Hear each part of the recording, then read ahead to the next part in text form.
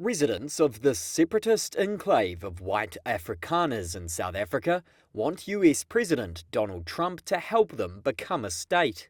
A group of them was so opposed to majority black rule when apartheid ended some 3 decades ago, they carved out the enclave.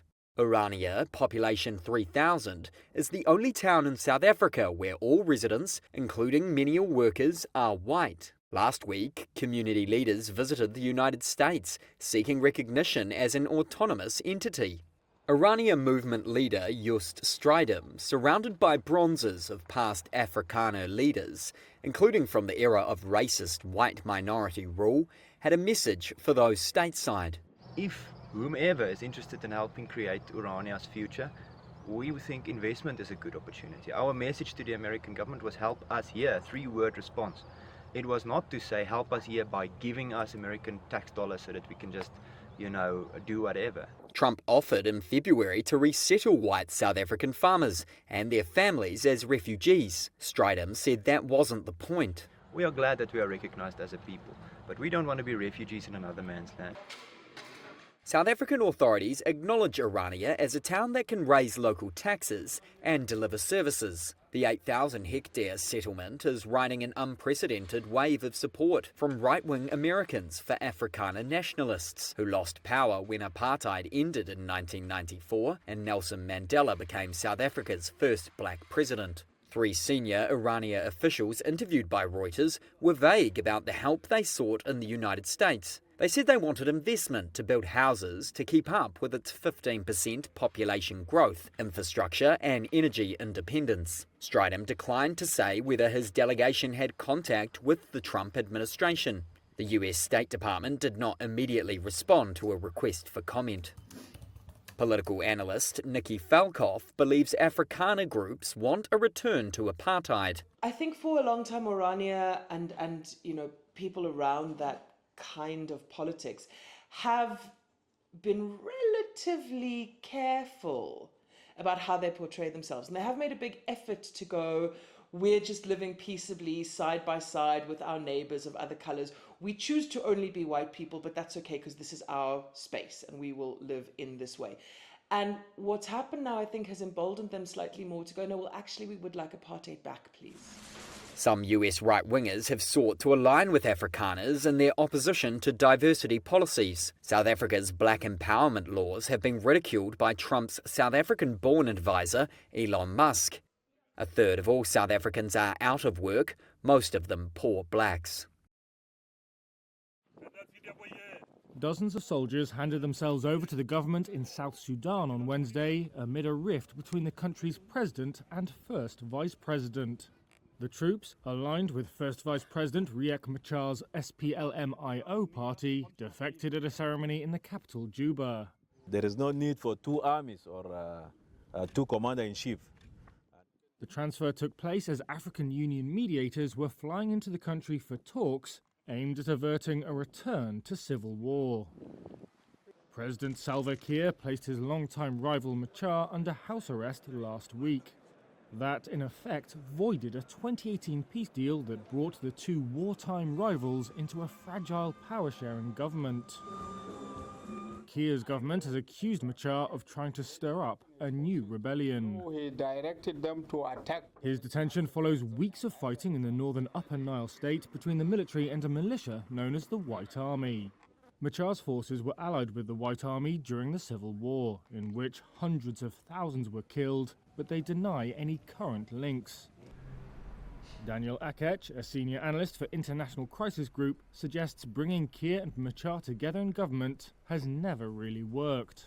So it's maybe South Sudanese could start thinking of what would post-Kiir and post-Machar South Sudan should look like. Former Kenyan Prime Minister Raila Odinga arrived in Juba on behalf of an East African regional bloc on Monday to mediate between the rival camps. He met with Kiir but said he was not allowed to see Machar. Analysts say Kiir appears to be attempting to shore up his position amid discontent within his own political camp. They add that war in neighbouring Sudan has worsened security conditions by leading to an influx of weapons.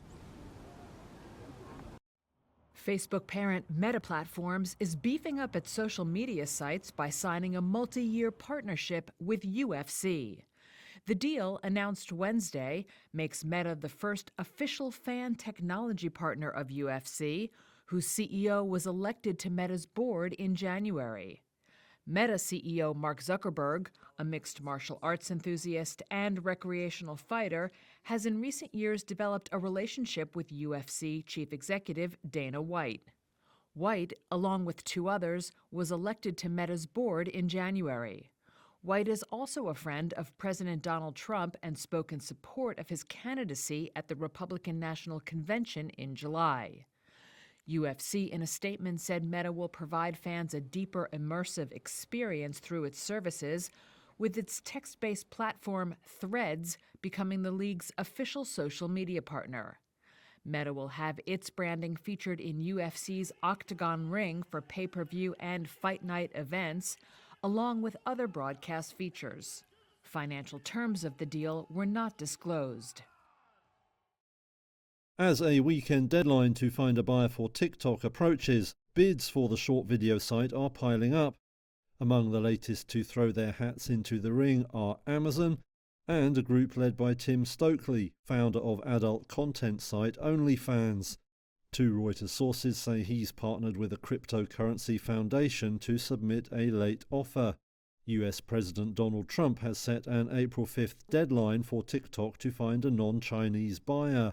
Otherwise, it could face a ban in the US over concerns it's a risk to national security due to its ties to China. TikTok and Chinese parent firm ByteDance have repeatedly rejected all such allegations. Amazon shares rose around 2% following news of its last-minute bid. The e-commerce giant has long harboured ambitions to own an in-house social media network. That could help it sell more goods and target a younger audience. Trump has said his administration is in touch with 4 groups about a deal. We have a lot of interest in TikTok. He didn't name them, but media reports have cited Oracle, Blackstone and venture capital outfit Andreessen Horowitz as among interested parties.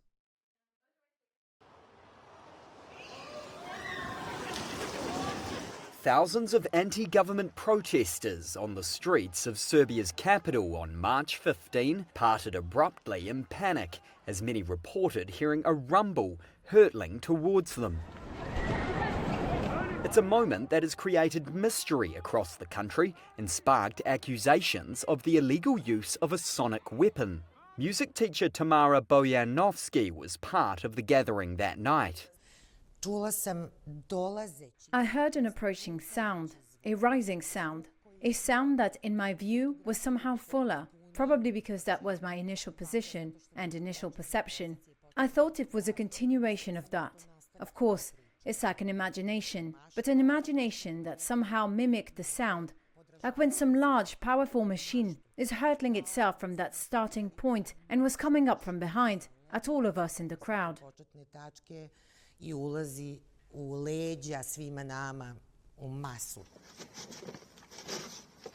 Sonic weapons employ extreme sound to incapacitate targets. They can damage ears and cause headaches and are illegal to use in Serbia. Others who were at the protest said they felt faint and nauseous. Some even fell over. Serbian President Aleksandar Vučić, who is already facing the biggest civil protests in decades, is under pressure to explain the incident. In an Instagram video published 2 days after the event, he refuted allegations a sound cannon was on the street, calling it a dangerous and brutal lie. He said all those responsible for spreading it will face justice.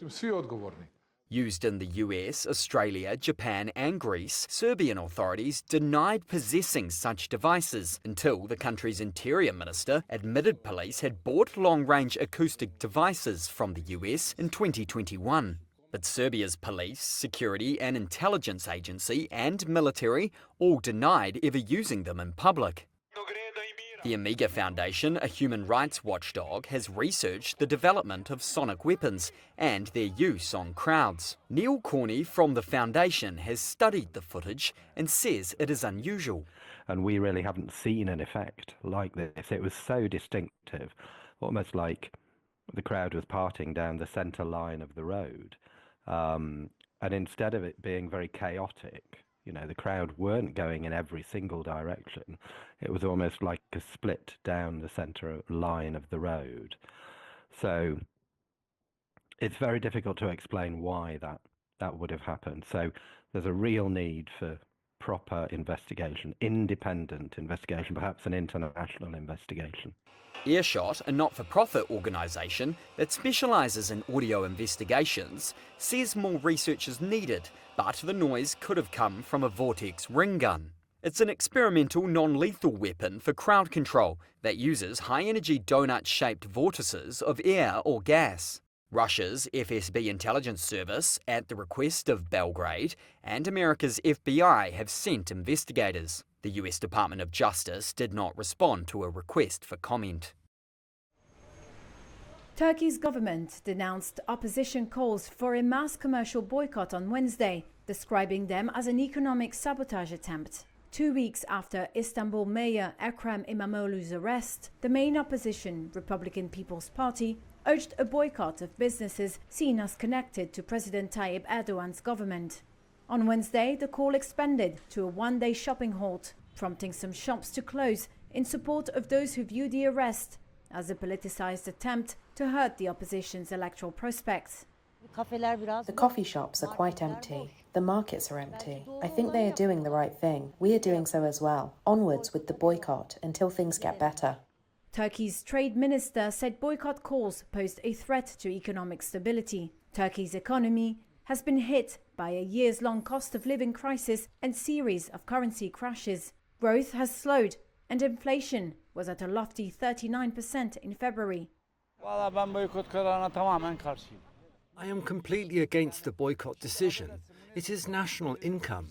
Excuse me, there is no sense in boycotting some people to cover up some people's thievery. The boycott calls have been led by the opposition CHP's chairman, Özgür Özel, who has encouraged the street protests that have swollen to the largest in Turkey in more than a decade. Erdogan has called the protests evil and said they would not last. In a few moments, I will sign a historic executive order instituting reciprocal tariffs on countries throughout the world. Reciprocal, that means they do it to us and we do it to them. This is one of the most important days, in my opinion, in American history. It's our declaration of economic independence.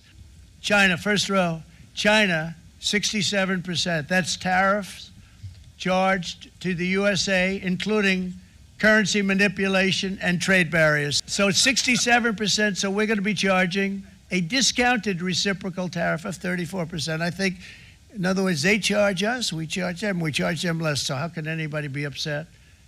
They will be, because we never charge anybody anything, but now we're going to charge. European Union, they're very tough, very, very tough traders. 39%, we're going to charge them 20%, so we're charging them essentially half. At the same time, we will establish a minimum baseline tariff of 10%. You notice that on the chart? This is not full reciprocal. This is kind reciprocal. But what we do is we cut it in half. We charge them. My answer is very simple. If they complain, if you want your tariff rate to be zero, then you build your product right here in America, because there is no tariff if you build your plant, your product in America. Thanks.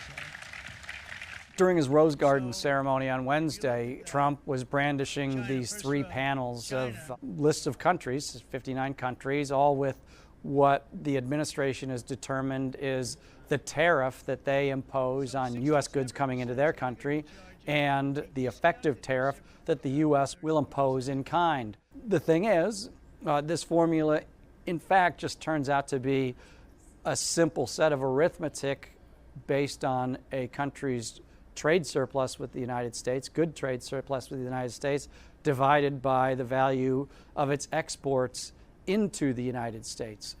So, for instance, South Korea, which has a free trade agreement with the United States, the trade surplus that South Korea runs, divided by the exports sold in the United States, delivers a 50% tariff And South Korea, as a result, gets hit with a 25% tariff on all of its goods now coming into the United States. But now we're going to charge. No other country has ever undertaken an exercise like this, and certainly not in such a simplistic form. And this formula appears to be delivering the harshest outcomes for the poorest countries. Madagascar does all of fewer than $800 million of trade with the United States in a year, most of it around commodities like vanilla and some minerals and maybe some apparel, is now finding itself hit with an enormous tariff because of this formula. It's extraordinary. We had, the list included a few places, a couple of islands off the coast of Australia where no humans live. So it's kind of extraordinary that they got on the list, and the White House has not yet explained why they are there. The unilateral action that the Trump administration has taken today against every nation in the world does not come as a surprise. For Australia, these tariffs are not unexpected, but let me be clear, they are totally unwarranted. President Trump referred to reciprocal tariffs. A reciprocal tariff would be 0, not 10%.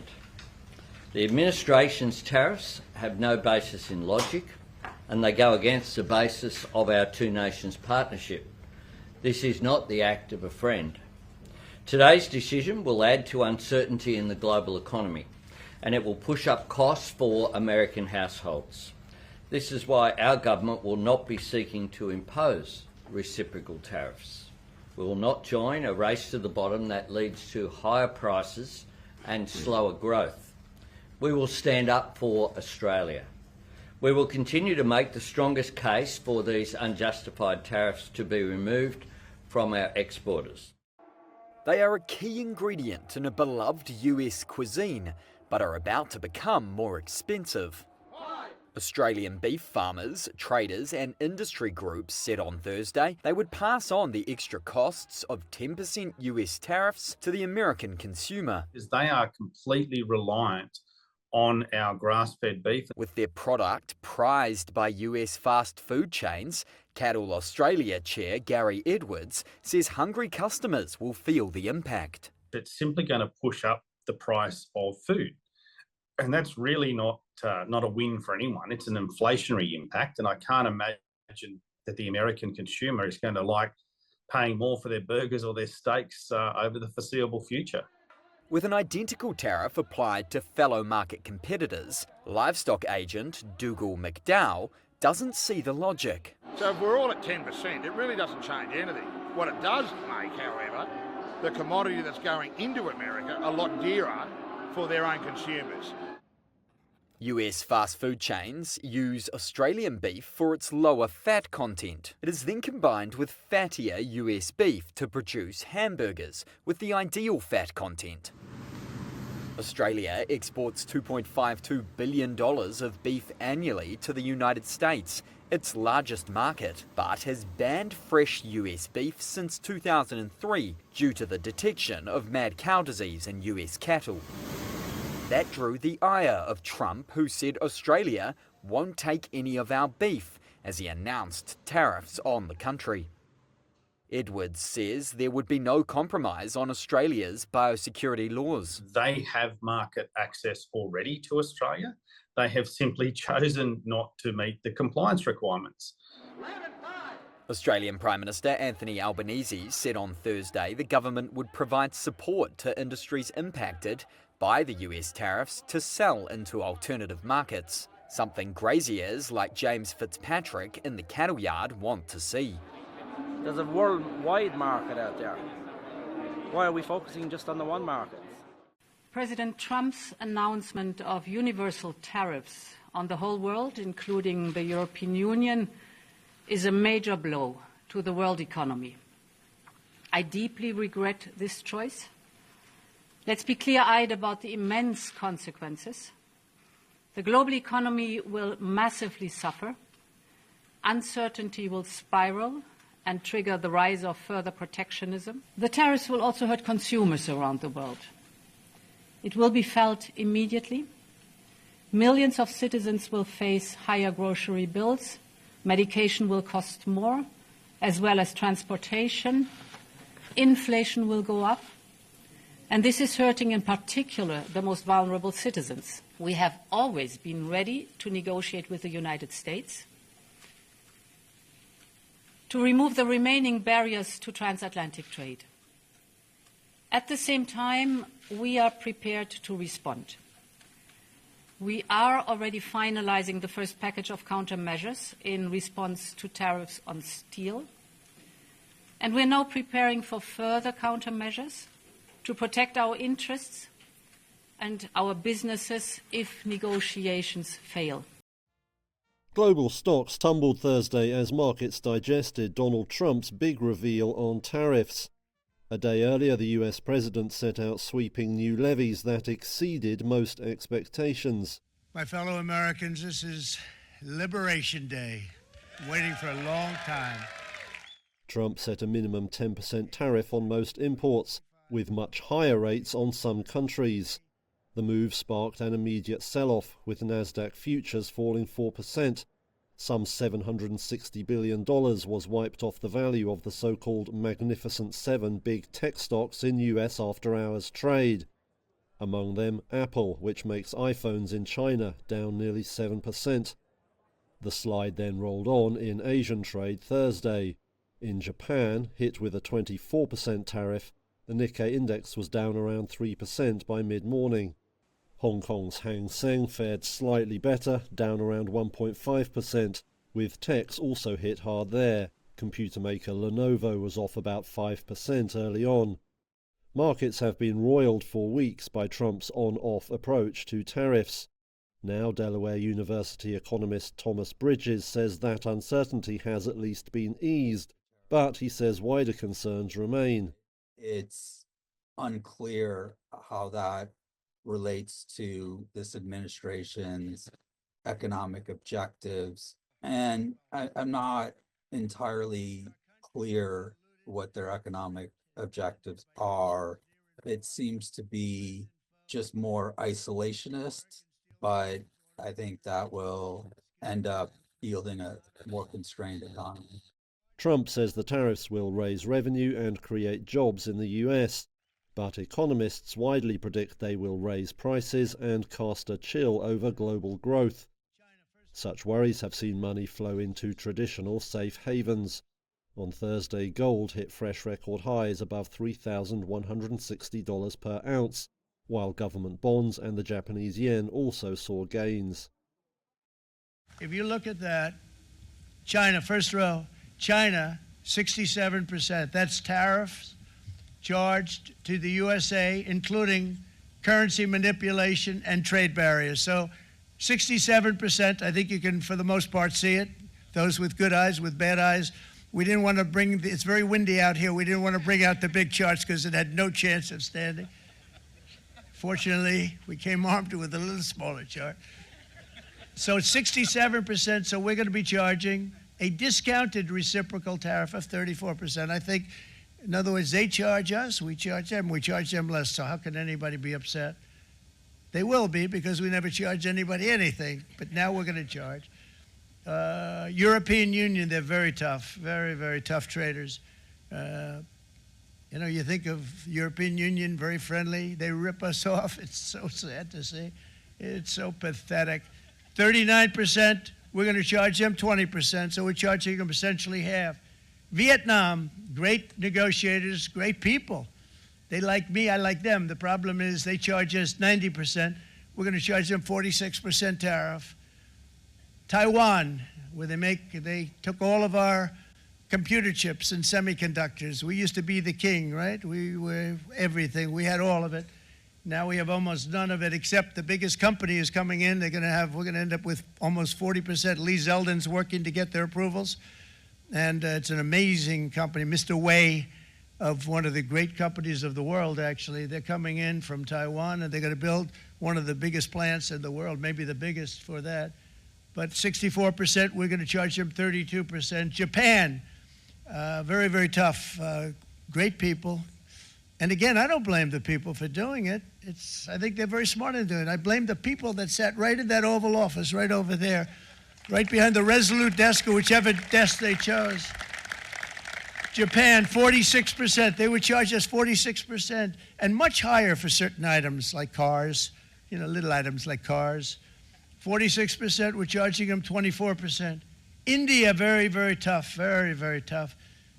The Prime Minister just left, and he's a great friend of mine, but I said, you're a friend of mine, but you're not treating us right. They charge us 52%. You have to understand, we charge them almost nothing for years and years and decades, and it was only 7 years ago when I came in, we started with China and charged them. We took in hundreds of billions of dollars from China in tariffs, and they understood, honestly. President Xi understood. He said, look, I understand, and the other countries, and they all understand. We're going to have to go through a little tough love, maybe, but they all understand. They're ripping us off, and they understood it. Prime Minister of Japan, Shinzo Abe. He was a fantastic man. He was unfortunately taken from us, assassination. But I went to him and I said, Shinzo, we have to do something. A trade is not fair. And he said, I know that. And he was a great gentleman. He was a fantastic man, but he understood immediately what I was talking about. I said, Shinzo, we have to do something. He said, I know that. And we worked out a deal, and it would have been a much better deal, but frankly, there were many years left in the deal that was made previous to my getting there, but it was something. If you look at Switzerland, 61% to 31%, Indonesia, Malaysia, Cambodia, oh, look at Cambodia, 97%. We're going to bring it down to 49%. They made a fortune with the United States of America. United Kingdom, 10%, and we'll go 10%. So we'll do the same thing. South Africa, 60%, 30%, and they've got some bad things going on in South Africa. We're paying them billions of dollars, and we cut the funding because a lot of bad things are happening in South Africa. The fake news ought to be looking at it. They don't want to report it.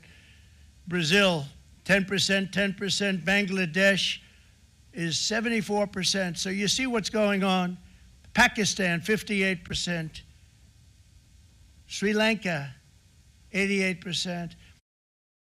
Australia's exports to the United States represent about under 5% of our goods exports. Okay, so let's have some perspective here about standing up for Australia's national interest. On our response, all I can say is that there will be one.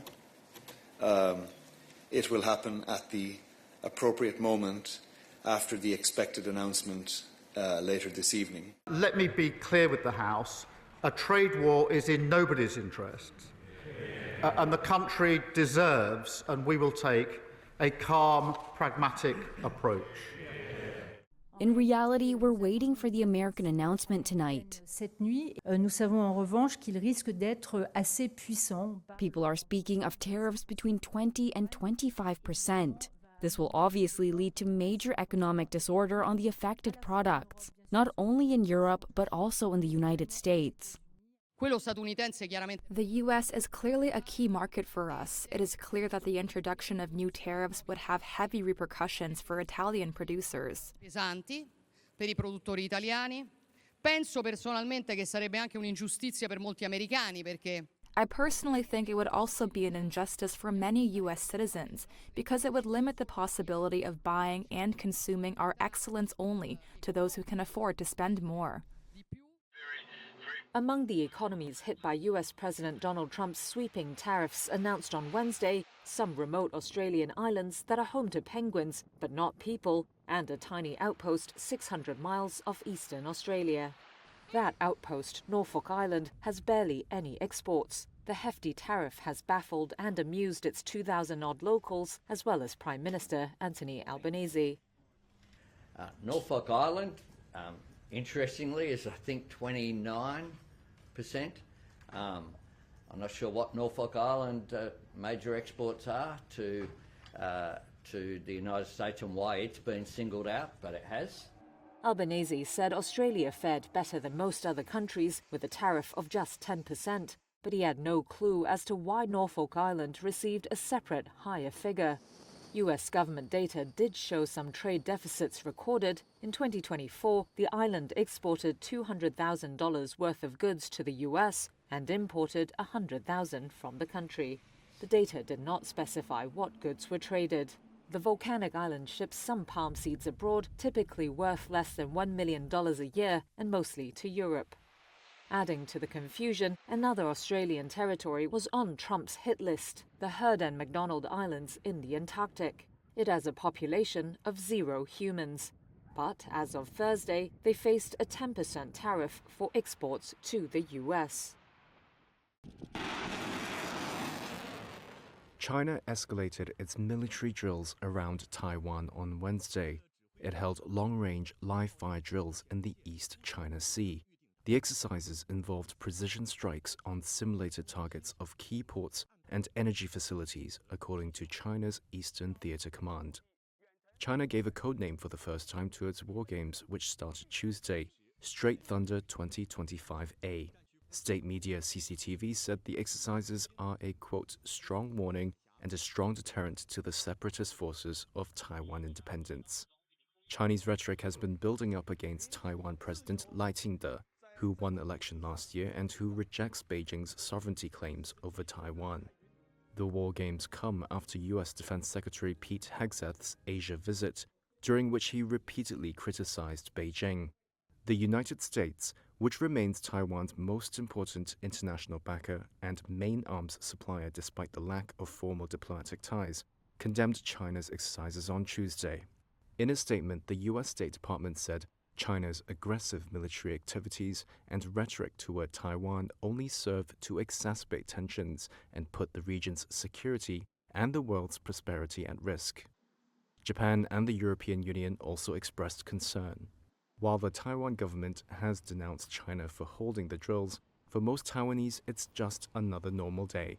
Taiwan has been under threat of Chinese invasion since 1949. Though Chen Yifan, an assistant professor of diplomacy and international relations at Taiwan's Tamkang University, says Taiwanese should be more aware of the threats coming from the mainland. I think as a Taiwanese people, we have to worry about this. Because right now it's like, we are in the water pot and they are boiling the water gradually, step by step. But the problem right now is because the administration here in Taiwan, they are actually emphasizing they are trying their best to monitor all the situation. They do not really reveal all the reality to the public. So this is why also the public, we do not know why we should worry about the situation, because we don't have the sufficient information and transparency about the reality of the battleground. Chen says China's drills may work in favor of the ruling Democratic Progressive Party, which may use the crisis to rally local support ahead of domestic elections next year. Rescue workers in Myanmar say they have recovered the bodies of at least 30 monks who became trapped under the rubble of a monastery when a deadly earthquake struck the country last week. Aung Sithu Win is the leader of the volunteer rescue team. I really want to cry as I am pulling out the dead bodies, but I have to stay strong and calm as a leader in front of my team. The Mandalay Monastery reportedly collapsed on student monks as they were taking an exam. Win says, along with the dead, his team found several survivors who were now in hospital. He estimated about 30 bodies still remained under the rubble. The death toll in Myanmar surpassed 3,000 on Thursday, the ruling junta said. Global aid bodies now fear extreme heat and heavy rain could cause widespread disease among survivors camping outside in temperatures around 100 degrees Fahrenheit. Tents poured onto Mandalay streets after the quake, as many were too scared of aftershocks to go home. The World Health Organization flagged a risk of cholera in the worst affected areas, such as Mandalay, Sagaing, and the capital, Naypyidaw. Skin disease, malaria, and dengue are also a concern, the agency said. Damage to about half of the healthcare facilities in quake-hit areas worsens the risk. I'm announcing today that United Nations Secretary General Antonio Guterres on Thursday called for more international support and said his aide chief, Tom Fletcher, will be in Myanmar on Friday. I appeal for rapid, safe, sustained and unimpeded humanitarian access to reach those most in need across the country. Conditions could get tougher for the relief effort, as weather officials have warned that unseasonal rain is expected in the coming days and could threaten the hardest hit areas. Despite the devastation, Junta Chief Min Aung Hlaing left his disaster-stricken country on Thursday for a rare trip to a regional summit in Bangkok. It is an uncommon foreign visit for a general seen as a pariah by many countries and the subject of Western sanctions and an international criminal court investigation. As you have heard, this case, the judge has dismissed it with prejudice, making it clear that it never can be brought back. Let me be clear. As I've said all along, this case should have never been brought. And I did nothing wrong. I'm now happy that our city can finally close the book on this and focus solely on the future of our great city. As I have repeatedly said, I have always been solely beholden to the people of this city. No special interests, no political opponents, but just everyday New Yorkers. I want to thank my legal team, but specifically my counsel, Alex Spiro. Now I clearly understand why those from Jay-Z to Baldwin call on him during difficult times. Alex, thank you so much for seeking and pursuing justice and obtaining justice. A U.S. judge on Wednesday dismissed the U.S. Department of Justice's corruption case against New York City Mayor Eric Adams and said the charges cannot be brought again. The decision is a split with the Trump Justice Department, which had asked for dismissal without prejudice, meaning charges could be brought in the future. Judge Dale Ho said he wanted to ensure that the indictment couldn't be used as leverage over Adams or the city of New York. Neither Adams' lawyer nor the Justice Department immediately responded to requests for comment. Adams pleaded not guilty to accepting bribes and illegal campaign contributions from Turkish officials in exchange for favors. The mayor had long viewed the case as retribution for his criticism of surging migration during the Biden administration, which brought the case last September. Lawyers in the Trump administration said the corruption case was interfering with Adams' re-election campaign and preventing him from helping the federal government step up deportations. Critics have said this approach would undermine the Justice Department's integrity and traditional independence, turning it into a White House arm subject to Trump's political whims. The case has been a flashpoint in campaigning for New York City's mayoral election in November, where the unpopular mayor faces an uphill battle for a second term.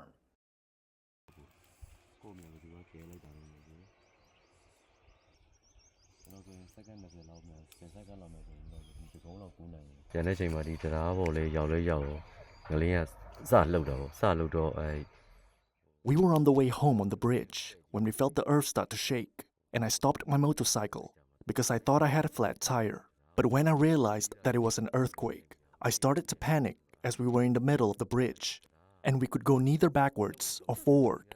The bridge was vibrating so strongly that we were thrown around, and within seconds, it was falling down. I called out to my daughter to hold on to me, but suddenly, both my daughter and motorcycle dropped into the river. I fell into the water as well. I managed to make my way to shore, and that was when I realized that she was still in the water, and I began searching for her.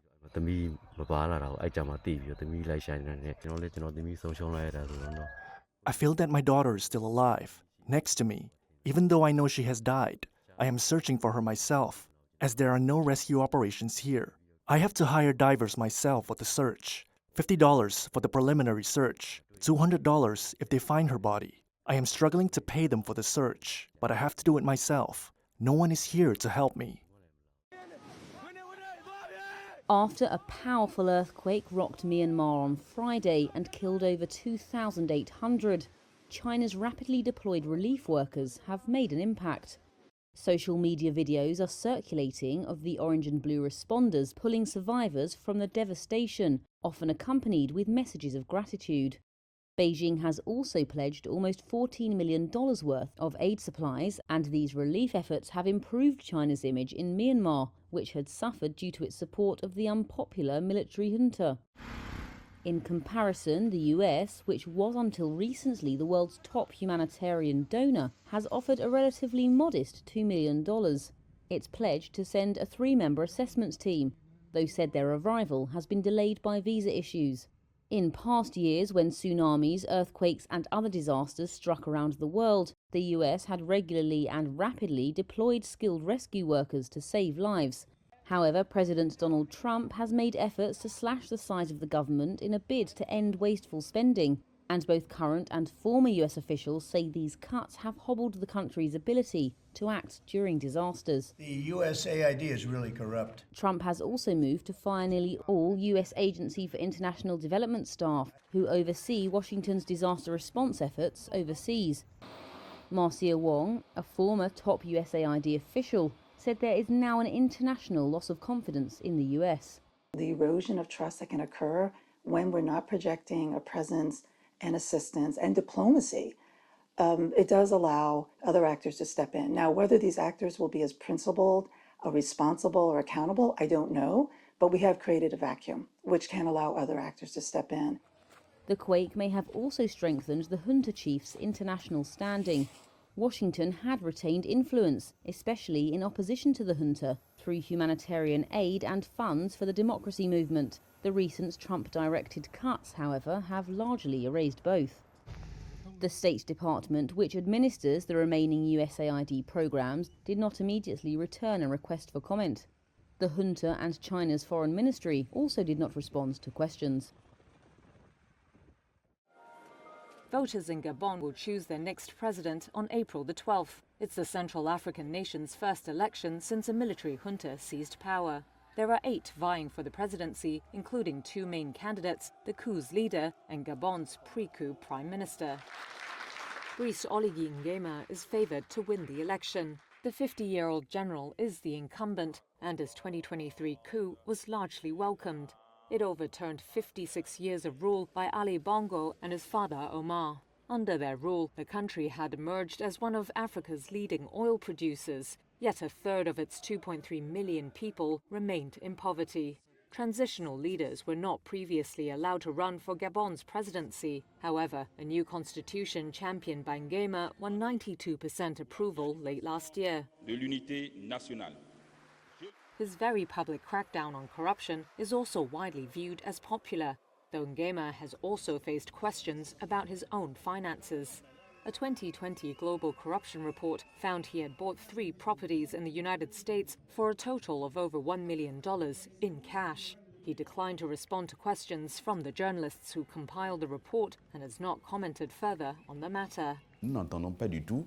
Nguema's main challenger is tipped to be Alain-Claude Bilibinze. The 57-year-old was Gabon's prime minister before the coup and worked for years for the Bongo regime. Rebranding as a credible opposition leader is tricky for someone so closely linked to the unpopular old guard. Bilibinze has tried to distance himself from the Bongo family and the military. In 2024, he left the Bongo's party, known as PDG, and created his own movement, Together for Gabon. During his campaign, Bilibinze has highlighted his experience as a politician and his pragmatic approach to resolving Gabon's political and economic problems. With US President Donald Trump due to impose sweeping new reciprocal tariffs on global trading partners on Wednesday, decades of rules-based trade look set to be upended. This could lead to cost increases and will likely draw retaliation from all sides. The new duties are set to take effect immediately. Here are some of the sectors impacted by US tariffs. Trump has suggested tariffs on pharmaceutical supplies, including medications. That would be a major change. Over the last few decades, pharmaceuticals have generally been exempt from tariffs. Trump in March threatened to put a 200% tariff on wine, cognac, and other alcohol imports from Europe. That was in response to an EU plan to impose tariffs on American whiskey and other products. The US leader has said tariffs on semiconductor chips would also start at 25% or higher and rise substantially over the course of a year, but he hasn't yet clarified when these will come into effect. On March the 12th, Trump increased tariffs on all steel and aluminum imports to 25% and extended the duties to hundreds of downstream products. The US is the world's largest aluminum importer and the second largest steel importer. More than half of those volumes come from Canada, Mexico and Brazil. At the end of March, Trump unveiled a 25% tariff on imported cars and light trucks. The levy is to be imposed on top of previous duties on imports of finished vehicles, starting on April the 3rd. Wisconsin voters elected Susan Crawford to the state Supreme Court on Tuesday, dealing a blow to President Donald Trump and his billionaire ally Elon Musk, who had poured millions of dollars into the race to defeat her. As a little girl growing up in Chippewa Falls, I never could have imagined that I'd be taking on the richest man in the world.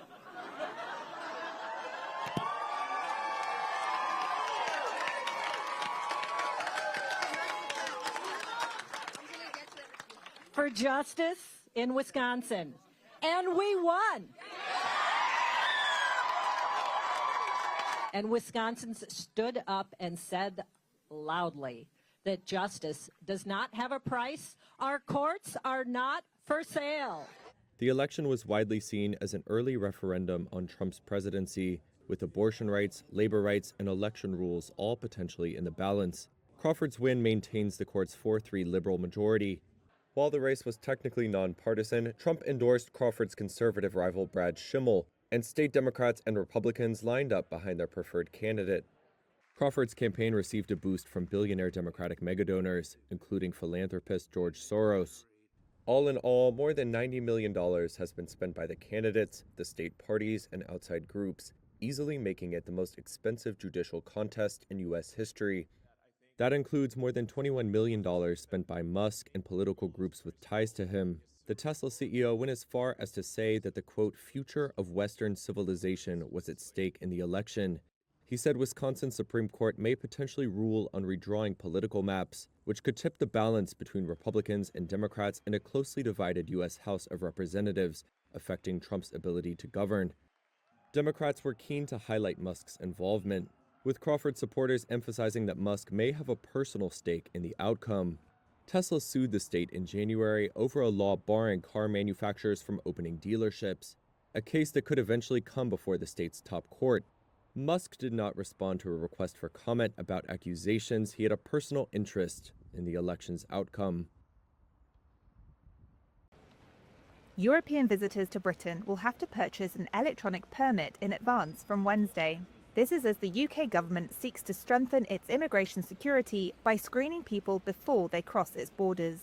Phil Douglas is the UK Border Force Chief. Well, this scheme is essentially a border security measure.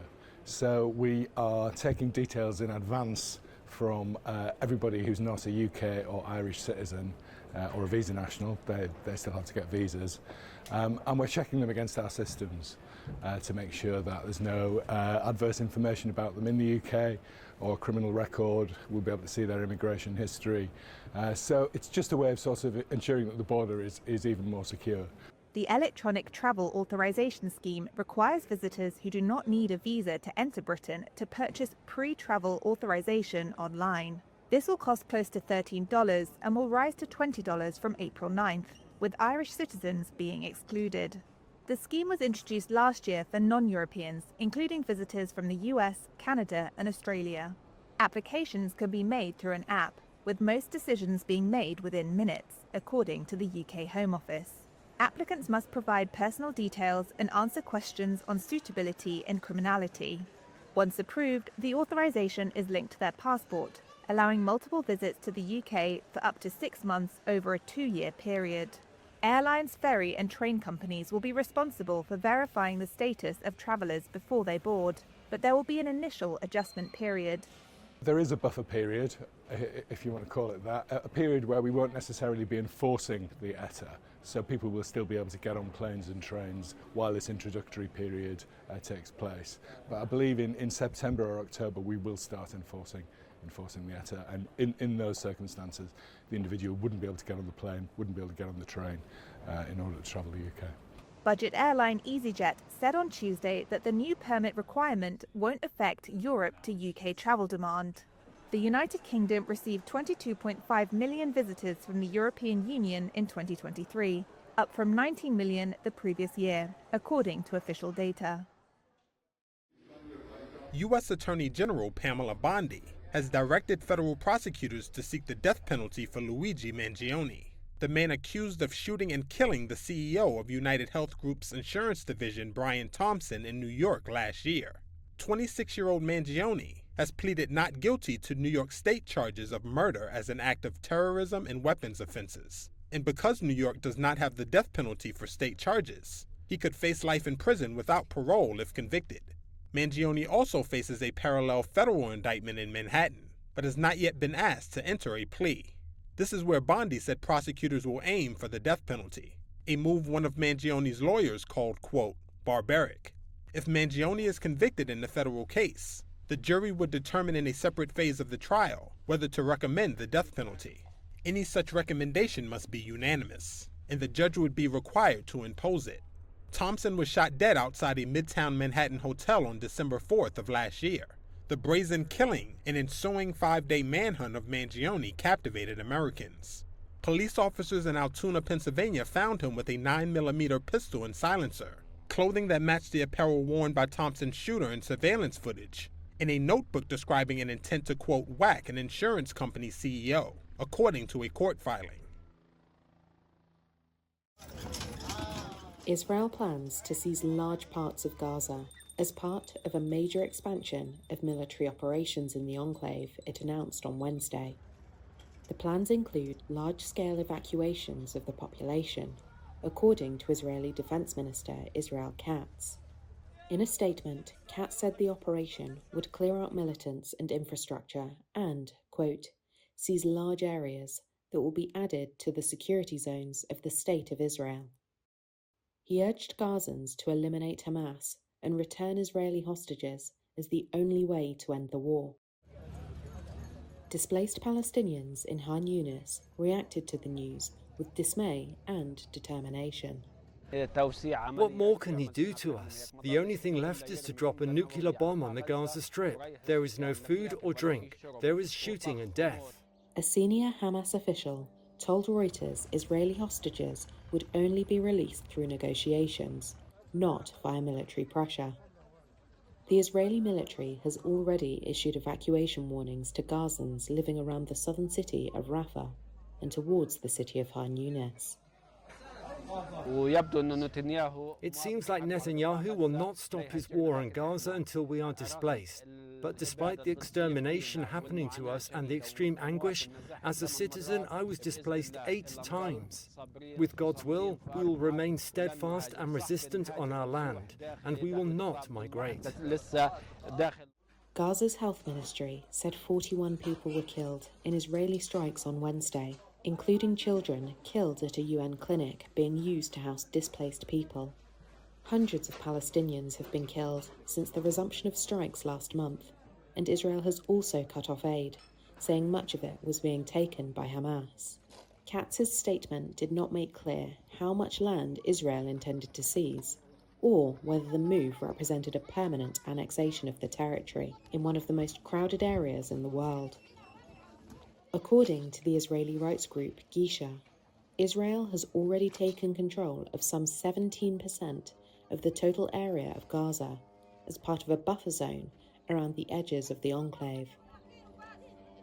Israeli leaders have said they plan to facilitate voluntary departure of Palestinians after US President Trump called for it to be permanently evacuated and redeveloped. Israeli leaders have been encouraged by signs of recent protest in Gaza against Hamas, the militant group which has controlled the enclave since 2007. Israel invaded Gaza following the devastating attack on southern Israel by thousands of Hamas-led gunmen. The latest move appears at least partly aimed at increasing civilian pressure on Gaza's leaders. Hundreds of thousands of Gazans fled and sought shelter on Thursday as Israeli forces advanced into the ruins of Rafah. What they are doing to us is unjust. It is a shame. This is not a life. Every day we are moving from one place to another, this woman said. Israel's assault to capture the city is part of a newly announced security zone they intended to seize, and is a major escalation in the war, which began with a Hamas attack on Israeli communities on October 7, 2023. Israel restarted the conflict last month after effectively abandoning a ceasefire in place since January. A day after declaring their intention to capture large swaths of the crowded enclave, Israeli forces pushed into the city. Rafah had served as a last refuge for people fleeing other areas for much of the war. Gaza's health ministry reported at least 97 people killed in Israeli strikes in the past 24 hours. Later on Thursday, local health authorities said an Israeli airstrike killed at least 27 Palestinians, including women and children, at a school serving as a shelter. The Israeli military said the attack hit key Palestinian terrorists. Footage released by the Israeli military on Wednesday showed troops operating in southern Gaza and airstrikes on what is said to be terrorist infrastructure. Reuters was not able to independently verify the location and date the video was filmed. Gazans who had returned to homes in the ruins during the ceasefire have now been ordered to flee communities on the northern and southern edges of the Strip. They fear Israel intends to depopulate those areas indefinitely, leaving hundreds of thousands homeless while Israel seizes some of Gaza's last agricultural land and critical water infrastructure. Israel has not spelled out its long-term aims for the security zone its troops are now seizing. Its stated goal since the start of the war has been the destruction of the Hamas militant group, which ran Gaza for nearly 2 decades.